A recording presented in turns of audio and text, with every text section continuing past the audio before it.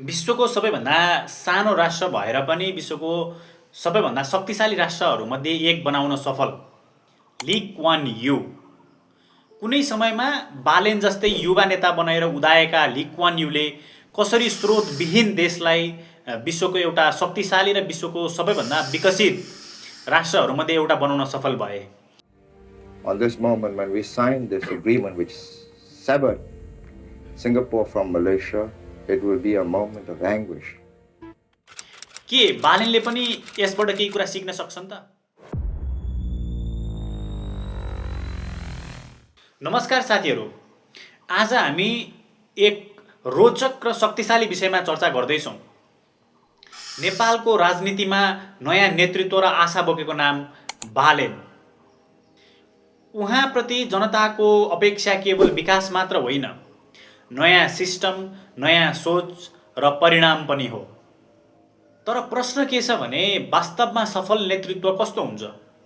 यसको जवाफ खोज्दै हामी सिङ्गापुरतिर जानुपर्ने हुन्छ, जहाँ ली क्वान यूले एउटा स्रोतविहीन देशलाई long term vision, discipline, world class governance र जेरो टोलरेन्स फर करप्सन मार्फत विश्वकै उदाहरणीय देश बनाइदिए। अब सोच्नुहोस्, बालेनले यही लिडरसिप प्रिन्सिपललाई फलो गरे भने के नेपाल पनि सिङ्गापुर जस्तै तीव्र गतिमा अगाडि बढ्न सक्छ त? आउनुहोस् आज यही विषयमा कुराकानी गरौँ। सिङ्गापुर पनि विगतमा धेरैवटा राज्यहरूबाट, धेरैवटा देशहरूबाट शासित भइसकेको देश हो। कालान्तर बित्दै गए पछाडि युनाइटेड किङडम युकेले आफ्नो इम्पायर बढाउँदै जाने क्रममा सिङ्गापुरमा पनि उसको शासन चलिरहेको थियो। जसरी इन्डियामा 200 वर्षदेखि ब्रिटिसहरूको शासन थियो, त्यसै गरी सिङ्गापुरमा पनि ब्रिटिसहरूले शासन गरेका थिए। तर के भयो त भन्दाखेरि 1945 मा चाहिँ युकेमा सत्ता परिवर्तन भयो। जुन नयाँ सरकार आयो त्यो चाहिँ साम्राज्यवादको पक्षमा त्यति धेरै देखिएको थिएन। त्यस पछाडि सिङ्गापुरमा पनि सेल्फ गभर्नेन्सको कन्सेप्ट अलिअलि बढ्दै जान थाल्यो। 1948 अर्थात् 1948 मा सिङ्गापुरमा पहिलोचोटि इलेक्सन भयो, जुन देशभरि नै इलेक्सन गरिएको थिएन, कुनै कुनै ठाउँमा मात्रै गरिएको थियो। तर पछि गएर 1959 अर्थात् 1959 मा चाहिँ देशैभरि इलेक्सन गरियो, एकैचोटि देशैभरि इलेक्सन गरियो र जसमा चाहिँ पिपल्स एक्सन पार्टी अर्थात् पिएपीबाट एउटा नयाँ नेतृत्व उदाएर आयो, जसको नाम थियो Lee Kuan Yew. Lee Kuan Yew एउटा शिक्षित र पढे लेखेका मान्छे थिए, जसले पहिलो चुनावमा अथवा देशभरिमा भएको पहिलो चुनावमै देशको प्रधानमन्त्री बनेर उदाएका थिए। जुन समयमा उसको हातमा सिङ्गापुर परेको थियो त्यो समयमा सिङ्गापुरमा चाहिँ तपाईँको चरम गरिबी, अनि त्यो देशको सबैभन्दा ठुलो समस्या थियो लागु पदार्थ दुर्व्यसनी र एडिक्सन। त्यो देशमा म्याक्सिमम मान्छे एडिक्सनमा फसेको र चोरी डकैती अशान्तिहरूले भरिएको देश थियो। म्याक्सिमम ठाउँहरू चाहिँ सुकुम्बासीहरूले भरिएको थियो सिङ्गापुर। 1967 मा युकेले चाहिँ अब सिङ्गापुरबाट हामी कम्प्लिटली जान्छौँ भनेर विथड्र गर्ने डिसिजन लिन्छ। 1967 मै ली क्वान यूले association of south east Asian नेसन्सको स्थापना गर्छन्, जस अन्तर्गत Thailand, Indonesia, Malaysia, Singapore, Philippines जस्ता देशहरूले चाहिँ एक आपसमा सहकार्य र भौगोलिक शान्तिको लागि काम गर्ने भनेर स्थापना गरिन्छ। ली क्वान यूलाई थाहा थियो देशको जग बलियो बनाउनु छ, देशलाई विकसित बनाउनु छ भने अर्थतन्त्रको लागि काम गर्नुपर्छ, शिक्षाको क्षेत्रमा काम गर्नुपर्छ र सुरक्षाको क्षेत्रमा काम गर्नुपर्छ भन्ने कुरा ली क्वान यूलाई थाहा थियो। उनले शिक्षाको क्षेत्रमा काम गर्नको लागि भनेर फ्री एजुकेसन सिस्टमहरू लिएर आए, प्र्याक्टिकल बेस्ड एजुकेसनहरू लिएर आए। देशमा ठुल्ठुला सरकारी स्कुलहरूको स्थापना गरियो, जसमा चाहिँ उच्च शिक्षाहरूसम्म फ्रीमा पढाइन्थ्यो र एकदम प्र्याक्टिकल बेस्ड पढाइहरूमा उनले ध्यान दिए। सुरक्षाको विषयलाई उनले समाधान गर्नको लागि यसअघि सिङ्गापुरसँग आफ्नै कुनै आर्मी थिएन। युकेकै आर्मीले सिङ्गापुरमा सुरक्षाको काम गर्थ्यो। जब युके पूर्ण रूपमा फर्केर गयो, सिङ्गापुरसँग आफ्नो कुनै पनि आर्मी थिएन।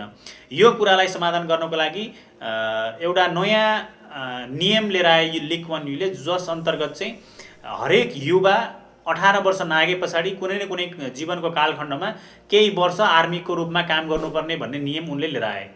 यसले सुरक्षाको पनि कुनै हदसम्म चुनौतीलाई समाधान गर्यो।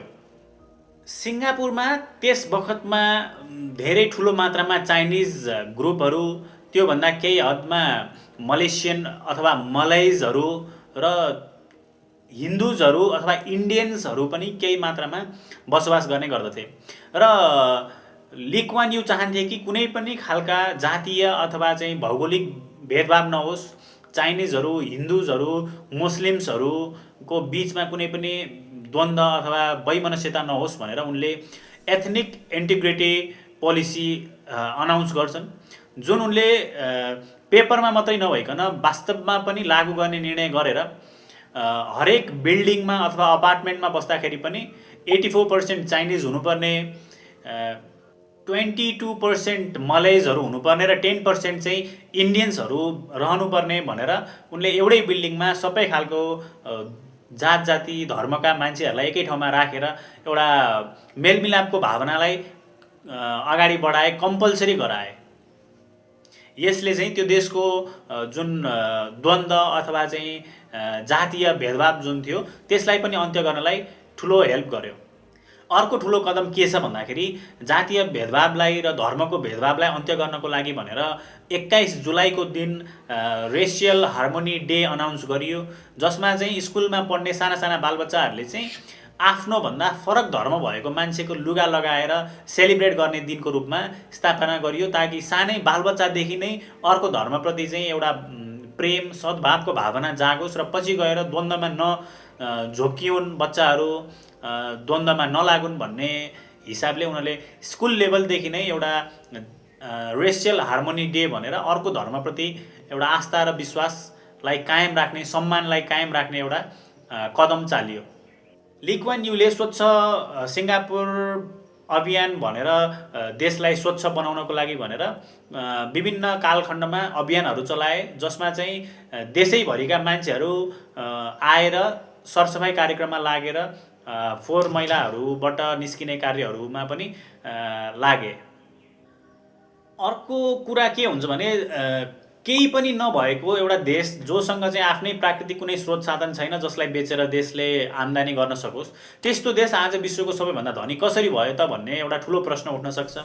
यस्तो शिक्षामा लगानी, यस्तो इन्फ्रास्ट्रक्चरहरू बनाउनको लागि गर्ने लगानीको लागि उसँग कहाँबाट पैसा आउँछ भन्ने कुराको एउटा ठुलो प्रश्न उठ्न सक्छ, जसको लागि चाहिँ सिङ्गापुरले के नीति अपनायो भन्दाखेरि आफूसँग भएको पैसा पनि इन्फ्रास्ट्रक्चरहरू बनाउने, इन्डस्ट्रीहरूमा लगानी गर्ने र वैदेशिक लगानीलाई पनि पूर्ण रूपमा खुला गरिने भनेर उसले निर्णय लियो, जस अन्तर्गत विदेशी लगानीहरू परेर सिङ्गापुरमा ठुल्ठुला आयोजनाहरू पनि स्थापना भए र सरकार आफैले पनि ठुल्ठुला योजनाहरूमा लगानी गर्यो। सरकारले आफैले विभिन्न औद्योगिक क्षेत्रहरू अथवा विभिन्न आयोजनाहरूमा आफैले लगानी गर्छ। तपाईले यो हेर्नुभयो भने तेमासेक होल्डिङ्स भनेर जुन देखिन्छ, हेर्दाखेरि मल्टिनेसनल कम्पनीको एउटा वेबसाइटहरू जस्तो देखिए पनि यो कुनै मल्टिनेसनल कम्पनी अथवा कुनै प्राइभेट कम्पनी नभइकन एउटा सिङ्गापुरको सरकारी कम्पनी हो, जस अन्तर्गत विभिन्न एयरलाइन्सहरू, विभिन्न फ्याक्ट्रिजहरू, विभिन्न कल कारखानाहरू यस अन्तर्गत पर्दछन्, जसको आम्दानी देशको एउटा ठुलो आम्दानीको रूपमा मानिन्छ। र अर्को आम्दानी चाहिँ तपाईँको करहरूबाट पनि उठाइन्छ, जबकि सिङ्गापुरमा धेरै आयकर अथवा धेरै कुनै कर लगाइँदैन, तर सिङ्गापुरको कर भनेको 2% to 24% को बिचमा रहने गर्दछ आयकर। भने सिङ्गापुर एउटा सानो देश भएको हिसाबले प्राइभेट भेहिकल्सहरू अथवा निजी सवारीहरूमा भने चाहिँ एकदमै धेरै करहरू लगाइने गर्दछ, ताकि मान्छेहरूले प्राइभेट भेहिकल भन्दा पनि पब्लिक ट्रान्सपोर्टहरू चाहिँ युज गर्नलाई धेरै प्रेरित हुन् भन्ने हिसाबले। प्राइभेट भेहिकल जति महँगो पर्छ, जति धेरै कस्टली हुन्छ, त्यति नै धेरै सस्तो र त्यति नै धेरै इजी चाहिँ तपाईँको पब्लिक ट्रान्सपोर्टहरूमा आवत जावत गर्नलाई पर्छ। त्यति नै सस्तो र त्यति नै सुविधाजनक पब्लिक ट्रान्सपोर्टहरू हुन्छ। अर्को आर्थिक वृद्धि दरलाई अगाडि बढाउनको लागि ली कुवान यूले एउटा के नीति लिए त भन्दाखेरि सरकारले हरेक वर्ष जति खर्च गर्छ त्योभन्दा बढी आम्दानी गर्ने उसले टार्गेट लियो र जनताहरूलाई पनि अन्धाधुन्दा खर्च गर्नबाट जोगाउनको लागि आफूले कमाइ गरेको केही पर्सेन्टेज चाहिँ अनिवार्य रूपमा कुनै फन्ड अथवा सोसल सेक्युरिटी फन्डहरूमा लगाउनु पर्ने कम्पलसरी गरायो। अब हामीले सिङ्गापुरबाट सिक्नै पर्ने अर्को कुरा के छ भन्दाखेरि इज अफ डुइङ बिजनेस। नेपालमा एउटा बिजनेस गर्नु पर्यो भने कति धेरै ह्यासल छ, कति धेरै पेपर वर्कहरू छ, यता भन्यो त्यता भन्यो, यो मिलेन त्यो मिलेन भनेर अझ अहिले भ्रष्टाचार घुसखोरीले गर्दाखेरि यता पैसा खुवाउनु पर्ने उता पैसा खुवाउनु पर्ने कति धेरै झन्झट छ। सिङ्गापुरले यही चिजलाई मध्यनजर गरेर उसले के गर्यो भन्दाखेरि इज अफ डुइङ बिजनेसलाई धेरै नै हदसम्म सहज बनायो, पेपरलेस बनायो, सबै कुरा डिजिटल, सबै कुरा अनलाइन र एकदम इजी बनायो।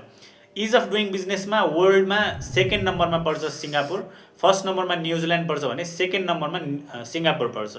1960मा सिङ्गापुरले करप्सन प्रिभेन्सन एक्ट भनेर एउटा नयाँ नियम लागू गर्छ, जस अन्तर्गत कोही पनि कर्मचारी अथवा नेताहरूले करप्सन गरेको थाहा पाइएमा ठुलो कडाभन्दा कडा सजायको व्यवस्था गरिन्छ। तर करप्सन गर्न नपर्ने गरी सिङ्गापुरले विश्वकै सबैभन्दा धेरै तलब दिने राष्ट्रहरूमध्ये एउटा सिङ्गापुर पनि पर्छ।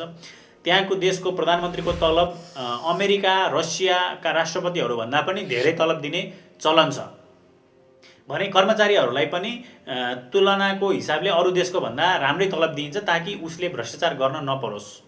एउटा कम्फर्टेबल र लग्जरी लाइफ जिउनको लागि उसको तलब नै सफिसियन्ट हुने गरी तलब दिइन्छ।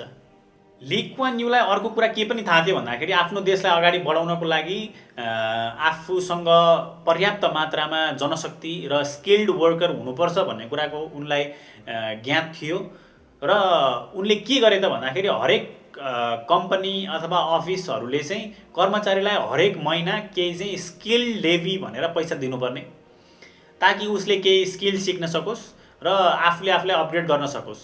त्यसले गर्दाखेरि पछि गएर सिङ्गापुर के भयो त भन्दाखेरि विश्वको सबैभन्दा धेरै एडभान्स खालको टेक्नोलोजी बनाउनको लागि चाहिने स्किल्ड वर्करहरूलाई एक्सपोर्ट पनि गर्न सक्ने अथवा ठुल्ठुला प्रोजेक्टहरूलाई आफ्नै देशमा लिएर आएर डेलिभर गर्न सक्ने सम्मको स्किल म्यान पावरहरू उनीहरूले तयार गर्न सफल भए। अर्को सिक्नै पर्ने कुरा के छ भन्दाखेरि तपाईँले आज सिङ्गापुर बनाउने मान्छे एउटै मान्छे ली कुवान यूले सिङ्गापुर बनाए। अब हाम्रो देशमा केही नै काम नगर्ने मान्छेलाई पनि हामी यहाँ राष्ट्रपिता र विभिन्न नामले सम्बोधन गर्ने, यो उसले गर्यो, यो हामीले गऱ्यौँ, यो बाटो हामीले बनायौँ, तपाईँहरूले हाम्रो बाटोमा हिँडिराख्नु भएको छ भन्ने कुराहरू हामीले गरेको सुनिन्छ। तर सिङ्गापुरको कुनै पनि ठाउँमा अथवा कुनै पनि ठाउँमा ली कुवान यूको एउटा पनि कुनै मूर्ति अथवा नाम कतै पनि लेखिएको छैन। उनी के कुराको खिलाफमा थिए भन्दाखेरि यो सबै गरेको मैले हो भनेर त्यो नाम आउने कुराको सख्त खिलाफमा थिए। उनले कतै पनि आफ्नो नाम आउन दिएनन्, बस कामलाई मात्रै हुन दिए। यो कुरा पनि हामीले सिक्न धेरै जरुरी छ। कोही मान्छेलाई भगवान बनाउने अथवा कोही मान्छेलाई चाहिँ नराम्रो बनाउने होइन। देश बनाउने कुरामा देश बनाउने हो, त्यो देश जसले बनाए पनि देशलाई नै राम्रो हुने हो। यो देश बनाए बापत मलाई मान्छेले भगवान मान्नुपर्छ अथवा मलाई नै मान्छेले चाहिँ राम्रो मान्नुपर्छ, मेरो मूर्ति हुनुपर्छ, मेरो नाम हुनुपर्छ, मेरो पोस्टर हुनुपर्छ भन्ने जुन मान्यता छ, जुन मानसिकता छ, त्यो मानसिकताबाट माथि उठेर काम गरेका थिए ली कुवान यूले, जुन कुरा एकदम सिक्नलाई योग्य छ हामी नेपालीहरूले पनि। अब यसरी हेर्दाखेरि के छ भन्दाखेरि ली कुवान यूको हातमा जस्तो देश उनले पाएका थिए त्यस्तो देशलाई उनले विश्वको one of the developed, one of the powerful country बनाउन सफल भए भने हाम्रो देशमा जुन अहिले बालेन शाहले देश हातमा पारेका छन् त्यो देश ली कुवान यूले पाएको सिङ्गापुर भन्दा धेरै नै डेभलप भइसकेको र धेरै नै अगाडि गइसकेको कन्ट्री छ। यसलाई बालेनले झनै अगाडि लान सक्छन् यदि उनले पनि राम्रो खालको पोलिसीलाई इम्प्लिमेन्ट गरे र त्यही अनुसारले अगाडि बढे भने सिङ्गापुरलाई आज जसरी हेरिन्छ भोलि नेपाललाई पनि त्यसरी हेर्नलाई धेरै समय लाग्दैन। ली कुवान यू एक्लै मान्छेले सिङ्गापुरलाई त्यो लेभलमा पुर्याएका थिए भने नेपालमा पनि त्यो सम्भव नहुने भन्ने कुरा भएन। नेपाल त्यतिसम्मको खतम सिचुएसनमा अहिले छैन जुन सिचुएसनमा चाहिँ सिङ्गापुर ली कुआन यूले पाएका थिए।